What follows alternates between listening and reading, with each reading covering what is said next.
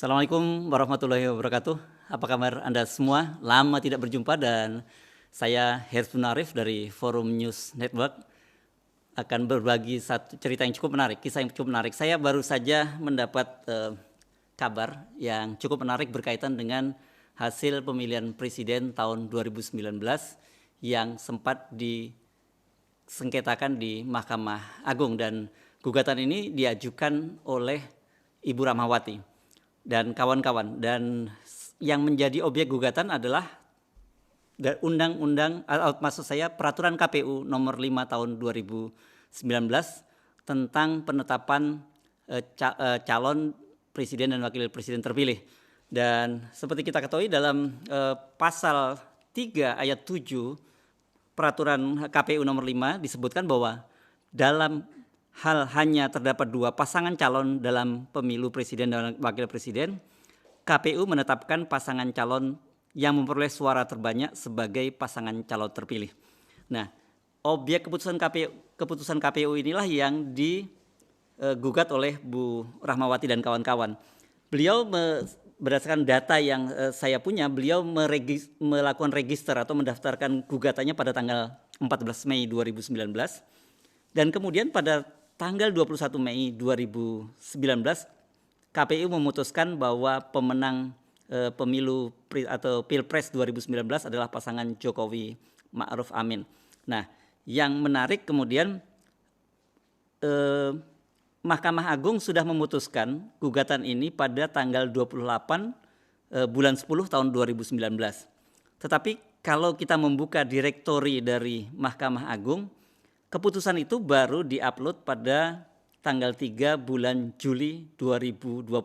Atau kalau tanggal 3 itu kalau tidak salah bertepatan dengan hari Jumat. Jadi baru sekitar 3 hari yang lalu. Ini ada jeda yang cukup panjang antara keputusan dari Mahkamah Agung dan kemudian diupload atau dipublish ke publik pada tanggal 3 Juli 2020. Jadi ada sekitar jeda hampir 9 bulan. Ini cukup lama, padahal ini persoalan yang cukup serius. Mengapa? Karena objek persoalan ini menjadi menarik karena berdasarkan keputusan dari Mahkamah Agung disebutkan bahwa keputusan atau peraturan KPU tahun nomor 5 tahun 2019 itu bertentangan dengan Undang-Undang nomor 7 tahun 2017 tentang pemilu. Di dalam undang-undang itu diatur bahwa seorang pemenang pemilihan presiden itu harus memenuhi 3 kriteria setidaknya. 1, dia harus menang 50% plus 1 suara. Kedua, dia harus memenangkan di seluruh wilayah, seluruh provinsi atau 34 provinsi minimal 20%. Dan yang terakhir, dia harus menang setidaknya di separuh plus 1 dari seluruh provinsi. Dari ketentuan undang-undang itu yang juga diatur dalam pasal 6A Undang-Undang Dasar 45, jadi ini bunyi antara Undang-Undang Pemilu dengan Undang-Undang Dasar 45 ini hanya copy paste, jadi sama semua. Ada 3 ketentuan tadi. Dari 3 ketentuan tadi, kalau kita cermati sebenarnya harusnya Jokowi tidak memenuhi ketentuan itu karena dia kalah di Sumatera Barat. Ada 13 provinsi yang kalah dan kemudian 2 provinsi Jokowi hanya memperoleh suara sekitar 14%. Kalau tidak salah ini datanya perlu saya buka. Di Aceh Jokowi hanya mendapat 14,48%, 14,41%.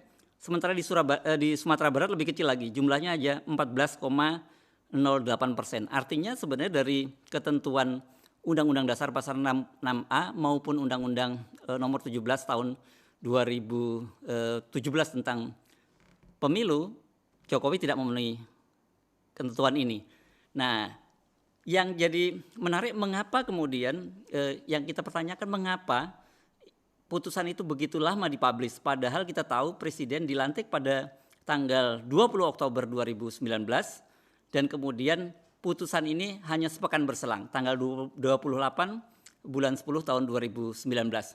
Tentu ini akan menjadi objek yang cukup menarik bagi kalangan ahli hukum, terutama para pakar hukum tata negara. Diskusi-diskusi ini saya kira akan menjadi wacana publik di tengah situasi COVID yang sekarang sedang melanda. Nah, saya beberapa waktu ke depan akan coba terus mengupdate ini, dan saya akan coba menghubungi Ibu Rahmawati sebagai penggugat, dan juga tentu menarik kalau kita diskusikan dengan para ahli hukum tata negara.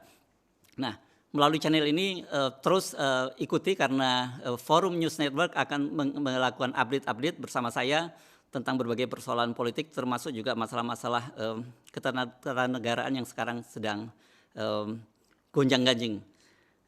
Sampai berjumpa dalam episode berikutnya. Assalamualaikum warahmatullahi wabarakatuh.